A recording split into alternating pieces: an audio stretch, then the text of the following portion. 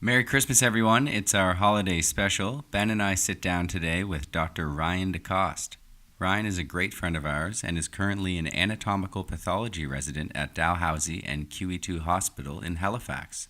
He'll be heading down to New York in 2020 for a fellowship at the Memorial Sloan Kettering Cancer Center. Join us as we reminisce about holidays past and get Ryan's perspective on career and life.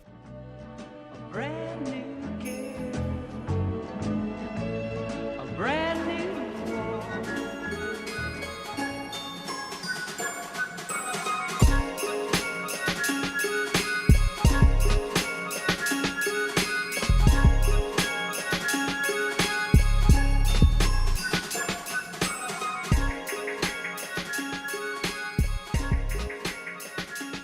Okay, we're back for a special episode of Brand New View. It's Christmas Day. Merry Christmas, everyone. Merry Christmas. We are joined today with one of my good friends, Ryan DeCoste. How you doing today, Ryan? Doing very well, thank you. Thanks for having me, guys. Really appreciate it. Oh, we're happy to have you. Yeah, And I'm Ben Brammer. Yes, Ben is he's still with me. He hasn't deserted my crazy idea yet. I didn't get what I wanted for Christmas. What did you want for Christmas? Well, you're still here. Oh, that's fair. Well, actually, right now, I'm very far away from you, so That's true. you must You're be having a somewhere grand warm. old time. You know what? We're not Frozen. we're ignoring our guests right now. This is terrible. This is too. Ryan, how What's you up? doing on this wonderful holiday evening? I'm fantastic, thanks, Mark. Good to hear. Okay, so we're gonna kind of get started. Easy. So Ryan, you grew up in the West End with me. I did. Now you were at Springville, but that's fine. Mm-hmm. But then we joined forces in St. Agnes. We did. We did the Gators. We played a little hockey together. A little bit. I still remember those yellow pads. I know, eh? You're a goalie? Yeah, I was a goalie. Love yeah. that. It Yeah. was, yeah. For St. Agnes and QE. Wowzers. Lions. A brief stint. I kept up. I wasn't great, No, hey. but I worked hard. You were good. Always you're- need attendee. He was Fleury your Fleury Yeah. was your idol. Hero, for sure. Yeah. Heroes and Hero a great status, I like goalie to emulate. Yeah. No question. So Ben, Go ahead. you don't know much about Ryan. I actually, as I No. said, grew up with Ryan. Why don't you tell us a bit about yourself, what it was like growing up in the West End, Halifax? Yeah, so I grew up in this really quiet neighborhood. I guess officially it's called Fairmount, but Nice. it's colloquially known from the elementary school, Springvale. And it's like this perfect, isolated area to grow up, like middle class. You're sort of away from the world. It's just you and all your friends. All the backyards are free. You can walk to work or to school safely. We had a huge field and this giant forest that you could explore. It was an amazing place to grow up. Everything you need as a kid. Everything you need as a kid. The only thing was it's a bit hilly. So to play It street is. hockey, there's like one road you can use and one road only. And if the ball goes too far, then it's gone. Yeah, it's just a The little worst. segment of that one road too, isn't Yeah, it? Winter Street. Winter Street. Yeah. Shout out Winter Street. Exactly. And then of course the annual ice rink in the tennis courts. Yeah, exactly. But you had to be careful because like the posts for the tennis net were like always in play. Yes, So you had to keep aware. they were actually the most physical of the bunch. Does it ever freeze over? Can you play on skates? Well, no, one of the they parents flood would it, flood yeah. Oh, they flood it. Yeah. Oh yeah, Wow. yeah, it was great. Any Christmas Day games? Do you remember? Ooh, Ooh, Christmas Day. I don't know. I feel like growing up, it was never cold enough on Christmas. Like, yeah. that's fair. We don't really get cold until the new year. Yeah, although this year it's been pretty chilly. If you hear that, that's our wonderful house cat, Mello. He's just making sure his claws work. Yeah, does he not have a? Scratching post? No, he runs through those things. Yeah, he's a bit of a maniac. We Big need to time. become an outdoor cat stat. Yesterday. It's bad. Anyway, so you grew up in Springvale, and then you went to St. Agnes, Yeah, and then QEH. Both of us went there. Great high school. yeah. Rest in peace. And something. I mean, we were kind of close to junior high, but we became a lot closer in high school when we were a lot of the same classes. Mm-hmm.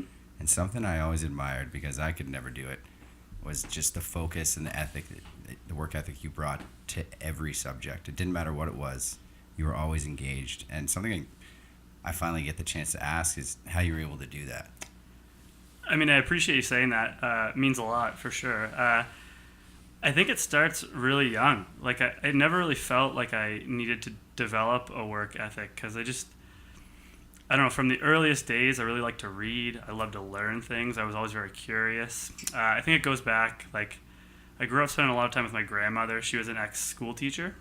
And, from early days, this being a holiday episode, I just thought of this today. Like, she was teaching me how to write letters to Santa when I was, like, 3 and 4. Like, I hadn't even gone to school and learned, like, words and stuff yet. So, from a really early age, like, whether I could read whatever I was interested in wasn't the question. It was just, did I want to read it? And so I felt all the way going through school, like, as long as I was interested, it didn't really take any work specifically to work hard, It's just if I found a subject I wanted to learn about, I could just read and remember. And I was lucky that way, Felt compelled to do it almost. Yeah. Very I cool. love that. That's awesome. Yeah, Yeah, I it was remember. very cool.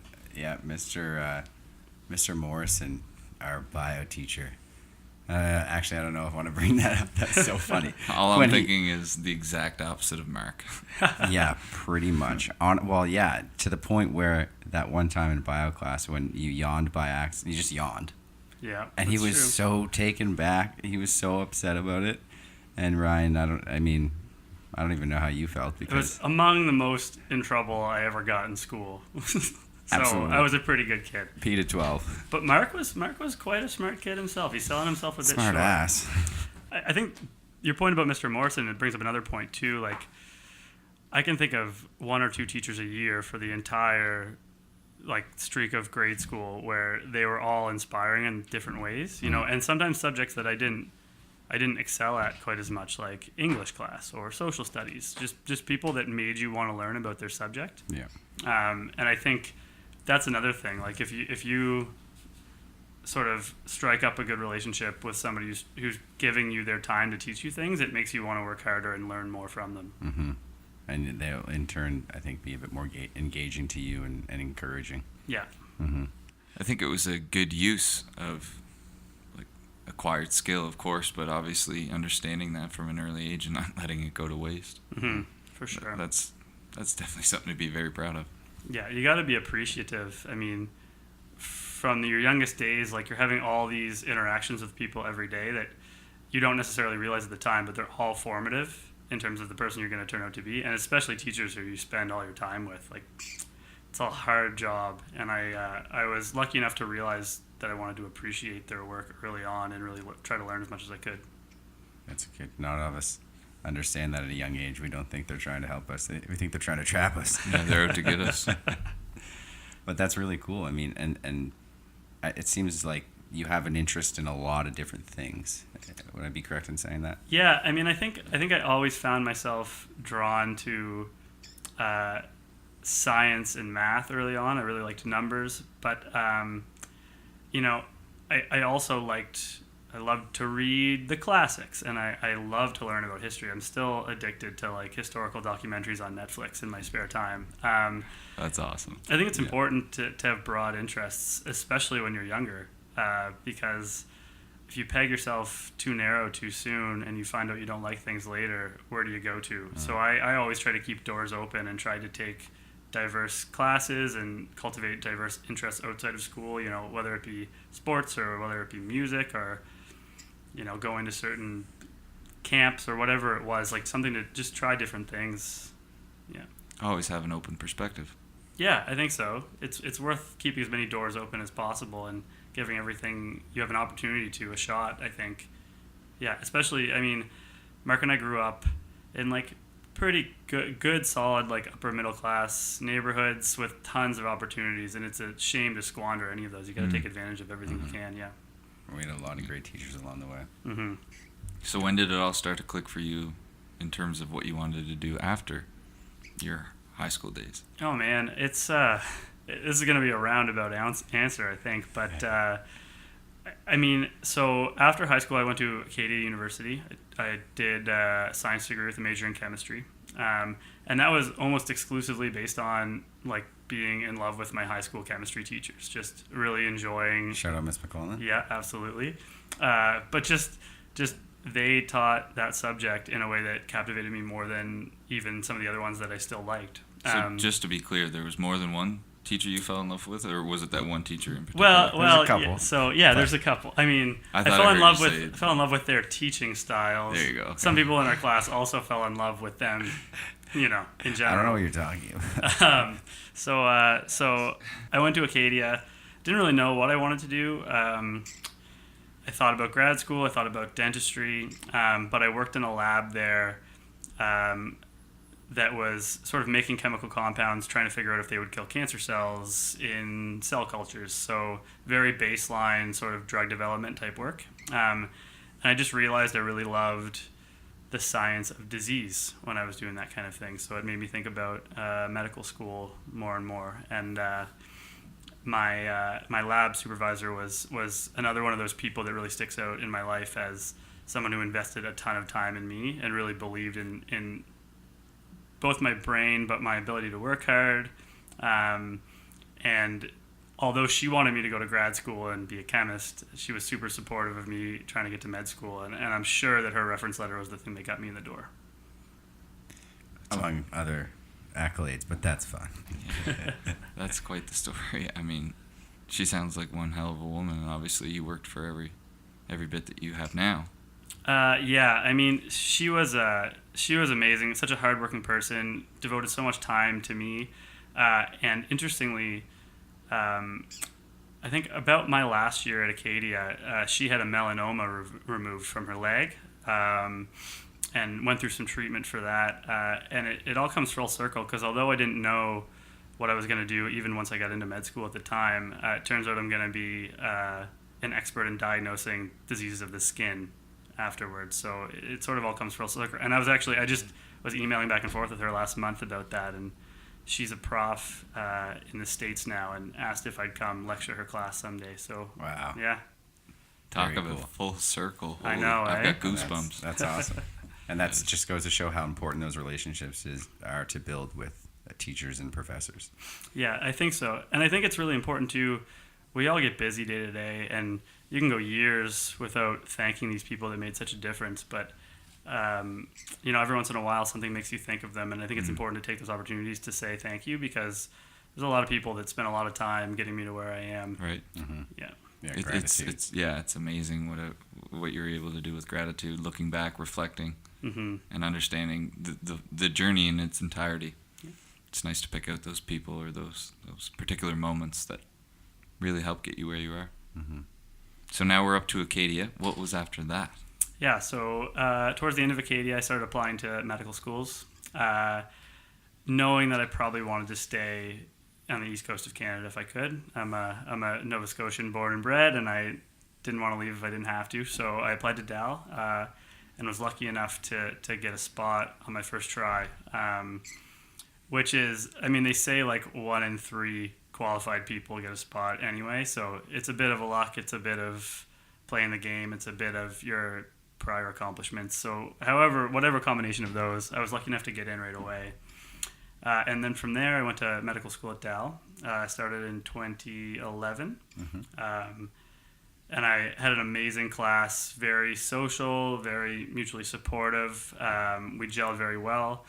But I had no idea what I wanted to do in terms of the world of medicine. I sort of went in just thinking doctors are doctors. They carry stethoscopes and they wear white coats and they diagnose disease and that's it. But I sort of initially was really drawn to the world of surgery. I really liked that they could fix things quickly and tangibly and see results right away. So I explored that realm for quite a long time and had some success and really enjoyed it. But in another one of those weird, you have no idea how things are going to affect your future kind of things, at Dow we learn a lot of the things we learn in these small group tutorial-based sessions. And I had a couple tutorial leaders who were pathologists, which is an area of medicine that I had no idea what it was at all before I went to med school, and a lot of people don't still. But basically, they're people who diagnose disease sort of removed from the patient spatially. So often with a microscope, like if you had a biopsy, it would come to me and I would look at it under a microscope and tell your surgeon what you have. And then some people would also relate to autopsy pathology as being the sort of the more, well-known area because shows like CSI and that sort of thing. But I just had 2 pathologists as small group leaders who were super cool and super chill and super smart, and excited about their jobs in a way that I didn't know possible because I had no idea what the job was at all. So towards the end of med school, made a list of all the things I hadn't tried yet and said, before I pick one, why not try all these different things? Because you're only going to get to try them once. Why not? So I contacted them and did some shadowing and actually figured out that, I mean, although I did like surgery a lot, I liked working with patients a lot, it sort of brought me back to that love of the basic science of disease that got me to medicine in the first place. And so I sort of dove right into the world of pathology. Some of my friends or family questioned it. What are you doing? Like, that's such a weird specialty. It's for antisocial geeks. Like, it doesn't matter. If you find something that you truly love, it doesn't feel like work. And I really clicked very fast that I enjoyed it. So I went all in for it and applied for residency at Dow, and here I am 4 years later, about a year shy of my certification, and still loving it. Oh, congratulations. That's amazing. Absolutely. And you're a newlywed. I am a newlywed. It's the best Christmas day ever. I know, right? So my wife and I got married in September. We met in medical school at Dow. She is a pediatrics resident at the IWK. And she's on to bigger, better things in Toronto next year. So we're going to be doing the long-distance marriage thing for a couple of years. Is she going to sick kids? She's going to sick kids. She's going to be a pediatric rheumatologist. So she'll take care of kids with early onset arthritis and autoimmune conditions, that sort of thing. Very interesting. Power couple. Power couple's right. Couple doctors. Gotta get jobs first, man, someday. Yeah, I'm sure there'll be some sort of employment somewhere down the road for you. Hopefully. That's awesome. So next year you are doing something very cool. Yeah. You're heading down to the States. Why don't you fill us in on that? Yeah, so... a little inside scoop here. So within the world of pathology, its own little niche of medicine, there's a lot of different subfields still. So you can be an expert in the microscopic diagnosis of heart conditions or lung conditions or kidney tumors or what have you. And so throughout the course of residency, you try to decide, do you want to be a general pathologist, maybe work in a community and look at diseases of all sorts of organ systems, or do you want to be someone who's at an academic center like Dow in Halifax? And then you sort of need a more subspecialty focus. I was always very educationally oriented. Like, I'm keen to sort of, for all the good educational experiences I had growing up, sort of pass that forward in whatever way I can. So I want to be in an academic center, which meant I needed to choose a subspecialty. So you sort of go through and try a little bit of everything. And I found myself enjoying a few things, but one of them was the microscopic diagnosis of skin conditions, skin tumors and weird and wonderful rashes and that sort of thing. And so with a little bit of help from some connections here, I applied to some programs in the U.S. where you can do that subspecialty. And one of them was at Memorial Sloan Kettering Cancer Center in New York City. And I was lucky enough, through some sort of alignment of the stars, to get a position there. So that'll be in about a year and a half. I'll go there for a year to do a very focused training in the diagnosis of skin tumors and other skin diseases, and then hopefully be able to translate into a job back on the East Coast. Wow. If you keep working hard, I mean, Yeah. everything's aligned for you so far. Sky's the limit. Sky is the limit. That's the goal. It's sometimes I don't think luck plays a factor, honestly. It sounds like you just pieced it together. I don't know. I always sort of, I can't remember where I read or heard this, but I've always sort of thought about you have to be good to be lucky and lucky to be good. You need to, it's going to take some breaks to get you where you want to go, but when those breaks happen, you got to take advantage of them. Keep working until you find one. Yeah, exactly. Keep plugging away. So your wife, Chelsea's her name. Yeah. She's going to Toronto this summer. Yeah, exactly. She'll leave in June, start July 1st, and she'll be there for 2 years. Mm-hmm. And then you'll end up in Halifax at the same time. Hopefully, fingers crossed. Ooh. Yeah, we don't want to count our chickens before they hatch, but we'll finish at the same time.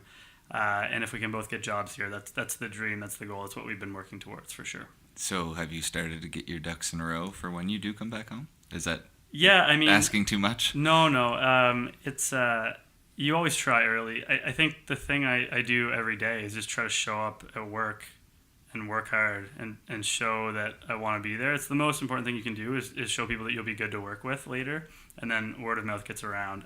I've had a few conversations with people here, and there's might be something in the works, but in the world of medicine, you often don't get offers 3 years in advance, so we sort of have to wait it out a little bit. But it's looking good, and it's always been the goal. It would mean a lot to me to come back here and sort of serve the population that trained me in a way. When you think about the number of patients you need to see in medical school, the number of specimens that I need to see in my training as a pathologist, they're all coming from people in our area, and it would mean a lot to me to get back here and sort of serve that population that I've drawn so much from. So that's the goal, and I've been pretty transparent about it, so hopefully people are getting the message, and hopefully I'm not burning too many bridges along the way. I doubt that highly. It's very, very admirable what you're after here.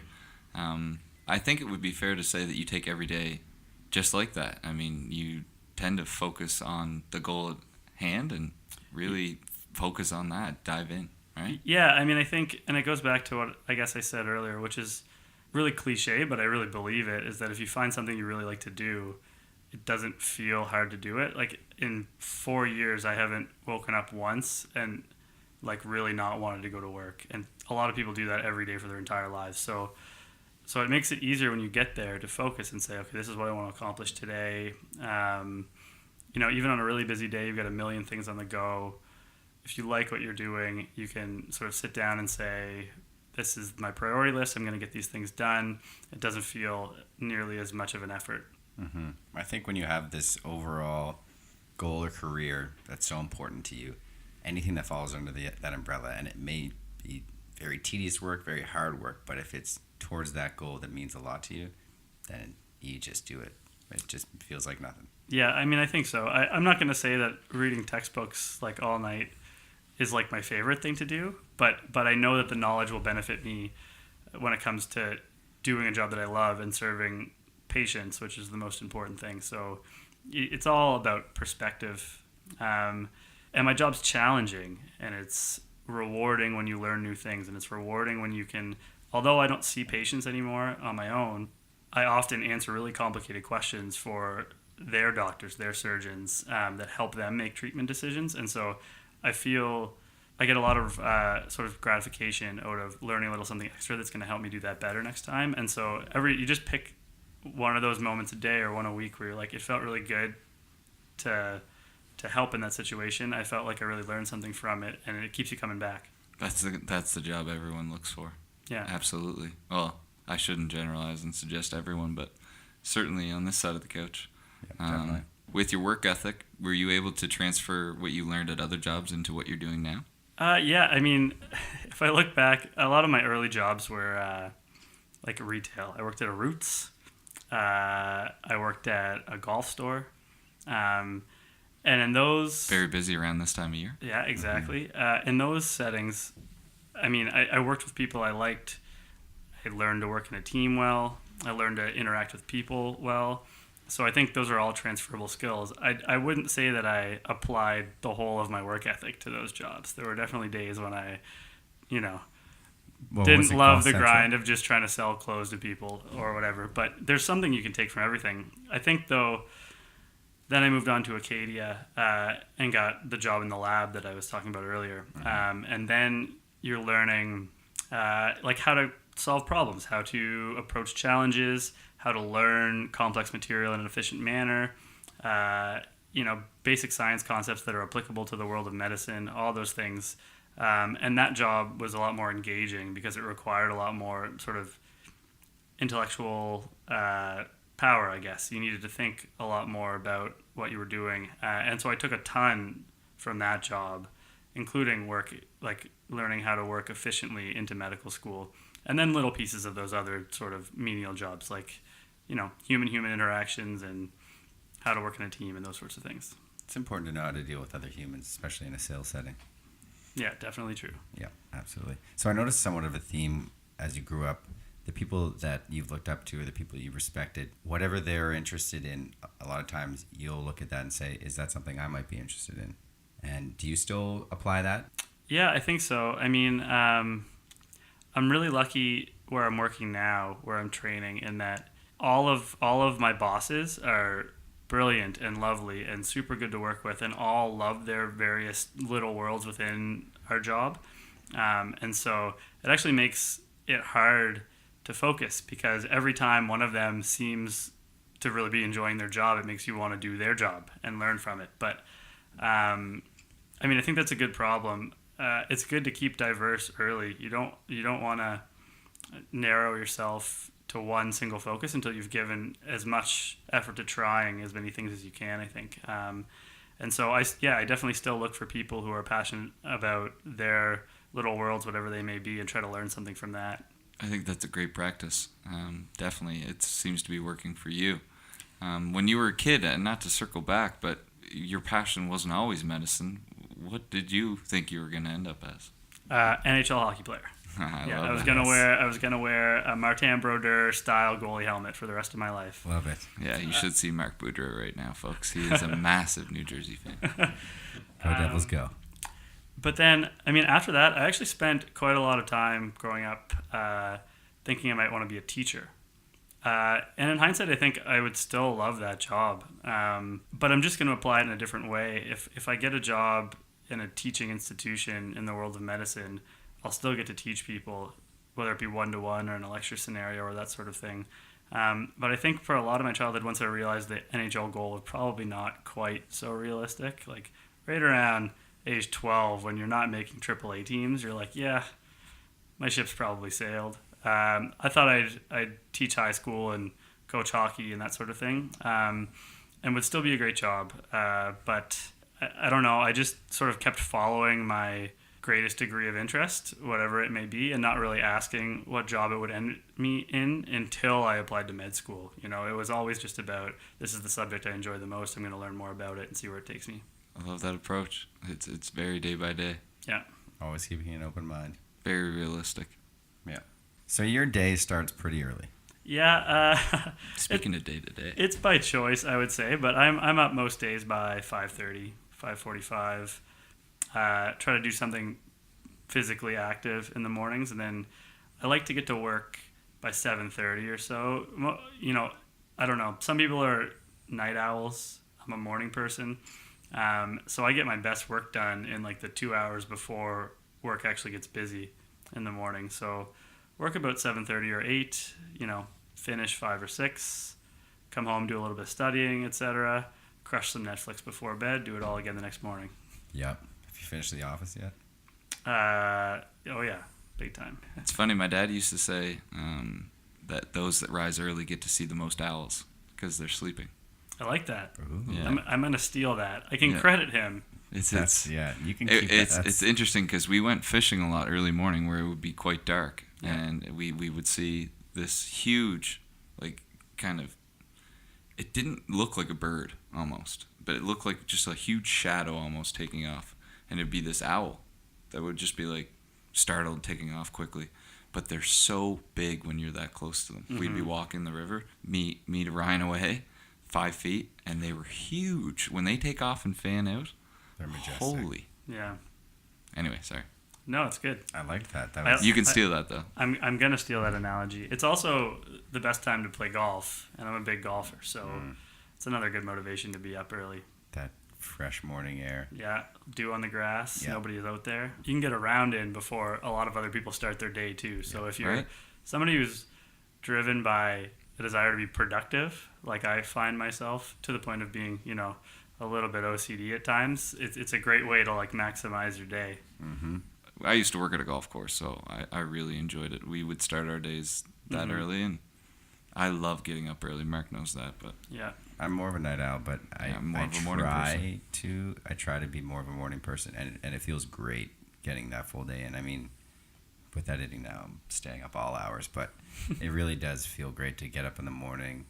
The dewy air, it's just so fresh. I love it. I also feel I don't like do enough. I get a lot of satisfaction. I feel like I'm accomplishing something before like most people are awake. Mm-hmm. And something about that like drives my motivation for the rest of the day. I don't know what it is, but jumpstarts it in the right way for you. It's a mental thing, for sure. What time do you normally tuck in?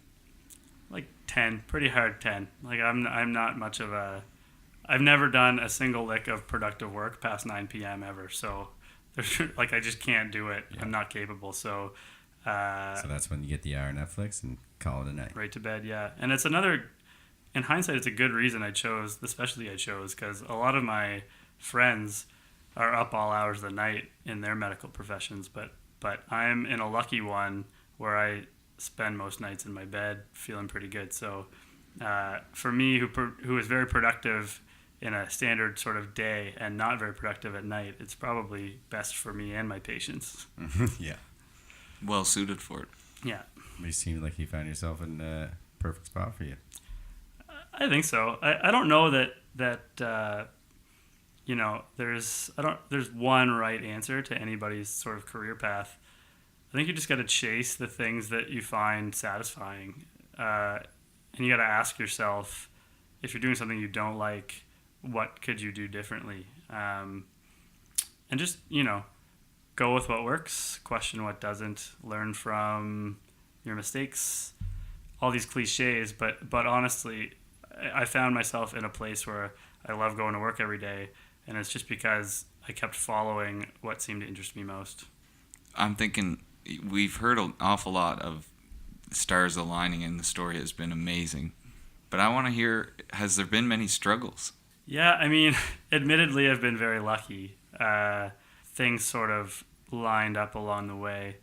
Little things here and there. I've never faced that much adversity, to be perfectly honest. Tough time in my life was right around the time I met Mark for the first time, and my parents were getting divorced. And I was going to a new school, going to junior high for the first time, and I wasn't sure how things were going to be, if I was going to be able to leave my sort of emotional baggage at the door or not. But, I met a bunch of new friends. I found some new subjects I liked in school. I made the hockey team, and all of a sudden I was busy and I had a support system, and I realized that I could compartmentalize, I guess, a little bit and leave some of the outside problems behind and focus on whatever I was more interested in at that time. And I think even though that was like a young, sort of relatively small in the grand scheme of things, time for controversy in my life, the fact that I learned that I could make it through something emotionally draining and still focus on the other things in my life that meant something to me and sort of compartmentalize that way, I think has helped me along the way. I can remember, shout out to my first serious girlfriend, who Mark also knew very well. We broke up the summer I was writing the MCAT. And I was like, all of a sudden I was right back to, okay, I have this like emotional turmoil, but I need to shut it out and just like read this book about this test every night for a month. And somehow, some way, it all seemed to go fine. So I think that was like a pretty formative moment early in my life, learning how to sort of manage outside stress and still maintain productivity. Mm-hmm. It is the holiday special. Ryan, any special plans for the holidays? Yeah, we so first Christmas married, so a lot of family wanting to spend some time with us, which is awesome. We're gonna get fed a million times and Yes. have a lot of fun. But we're sticking around. My wife's family's from Dartmouth and mine's from Halifax, so we'll bounce back and forth between my aunt and uncles and her aunt and uncles and her parents and my mom's and my dad's and her parents again, and get fed 10 times and open some presents and hopefully find a day or two in there to just sit down. I would love to play like 8 hours of video games and just not do anything. Which one? Red Dead? I'm hoping for Christmas. I'm hoping Red Dead shows up under the tree. If you're listening, Chelsea. But just pretty chill. It's nice to get a bit of time off in our jobs, and so. Do you get the entire week? Yeah, so we have it really lucky. A lot of residents they're guaranteed 6 days, but they'll get one of the 2 holidays, so Christmas or New Year's. But our lab starts working on slowdown mode over that time, so it's not really the best learning time for a resident because there's not that much material, and so we sort of take the week and then just take one day of call where if there's like urgent things that happen, you come in. So fair enough. So yeah, we get Christmas Eve through the New Year off, so watch a ton of World Junior Hockey and stay up I'm late. so excited for that this Yeah, year. I I can't don't know. wait. I'm so into the NHL right now. Yeah, More than probably the last 4 or 5 seasons. yeah, it's good. I'm just enthralled. Yeah, the league is good this year, and Major Junior Hockey's good too right now, which will make for a good. Everything is so good right now. Keep an eye out for defenseman Ty Smith. Yeah? Canada. Oh, he's Devils a Jersey. prospect. Okay. Dropped at number 17th. That's never a good sign, though, when you're dropping. He's undersized, but you watch. He's going to go out there. He's got a high hockey IQ. Pierre's going to be all over him. I'll trust you. I'm very excited. I didn't get to watch any of the World Juniors last year. It was in Asia. Oh man, Oh, bummer, Mark. Doesn't make it over there. it's gonna feel like home. I know. I can't wait. Very excited.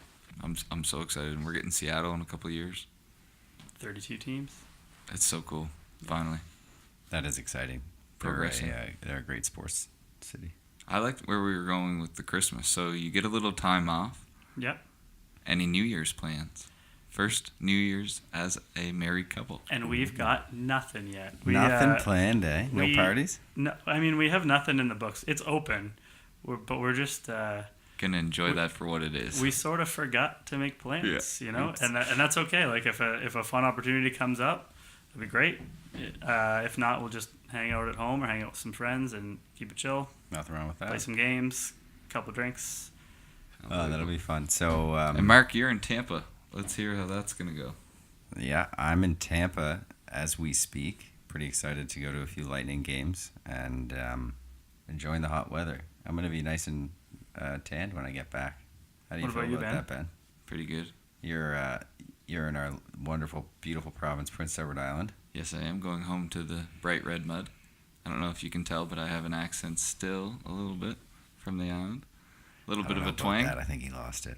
Really? I think it's put Is it on. wishful thinking? that you Oh still no, have it? That's exactly what it is. No, I actually don't want it. I've worked very hard to rid myself of it. When you worked on the with your cousin that summer, it was real strong.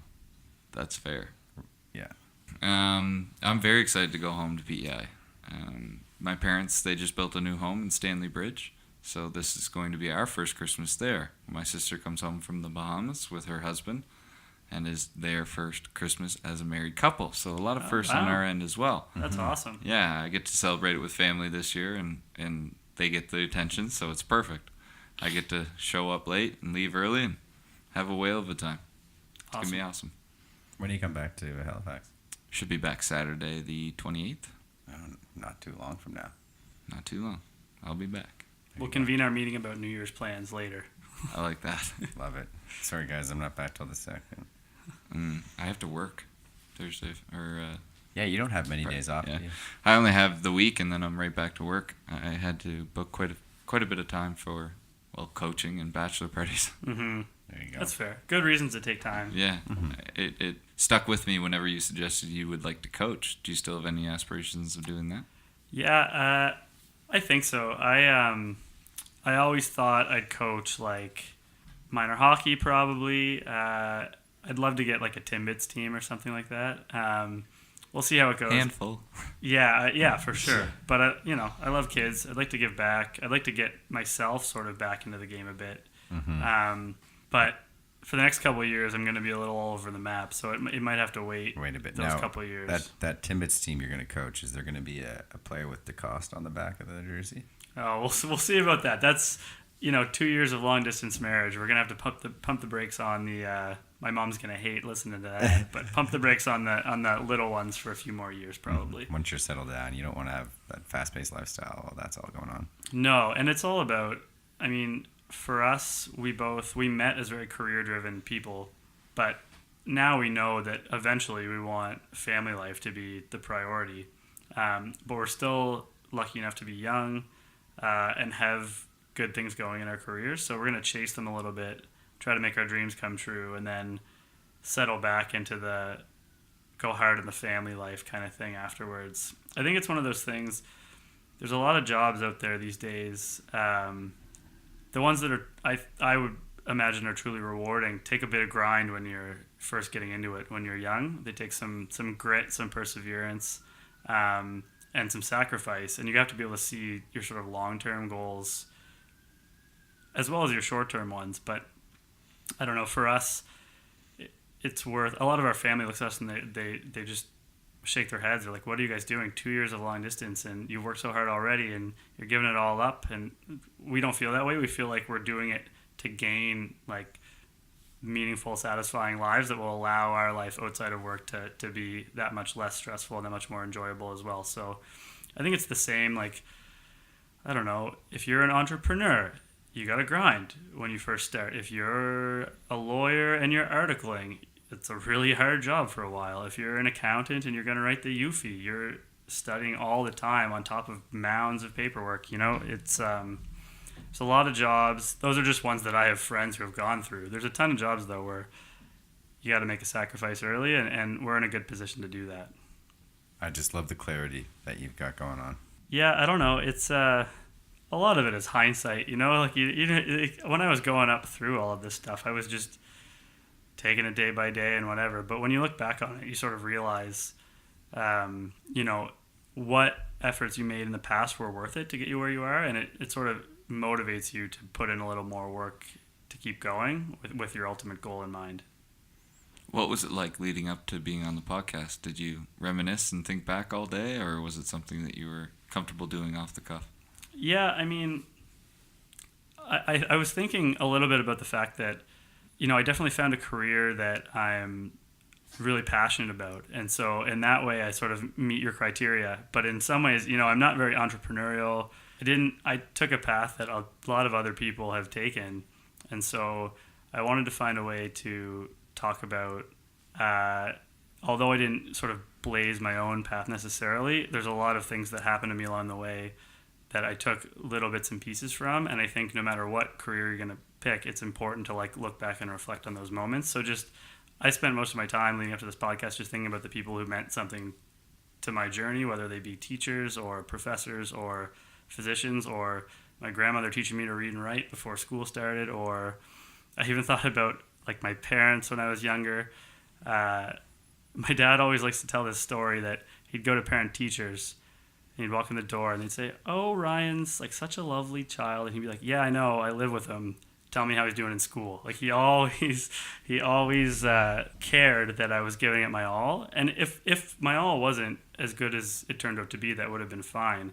But my parents were very encouraging about you know, my life academically, and believed in me, and I felt that, and that made me want to work harder too. So I just spent a lot of time leading up to the podcast thinking about all these people that invested in me and hoping that they're enjoying watching the outcome. Absolutely. I think they are. Yeah, no question they are. Well, I think that we've gotten a pretty good idea of who Ryan DeCoste is and some of the really cool stuff that he's up to. We'll probably wrap up there with the holiday special. We once again really want to thank you for being here, Ryan. Absolutely. I know I only asked you, what was it, like a week or two ago, so given your busy schedule, thank you so much for fitting us in. It's a pleasure to be here. It's much appreciated. It's very nice to be thought of. And good luck with everything, guys. It's been a pleasure to meet you, Ben. Yeah. Mark, I'm proud of you, buddy. Thank you.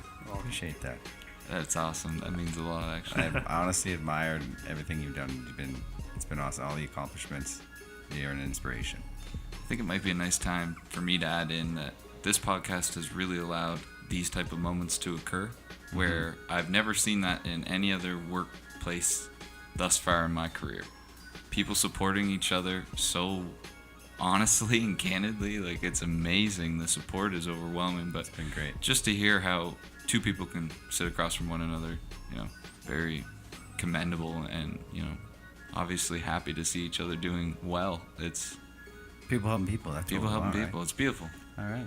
We're going to call it there for the holiday special. Once again, awesome time with Ryan DeCoste, Ben Brammer, my co-host. I'm Mark Boudreau. We've got another episode on New Year's Eve and then another special episode on New Year's Day. So be sure to tune in next Monday and Tuesday.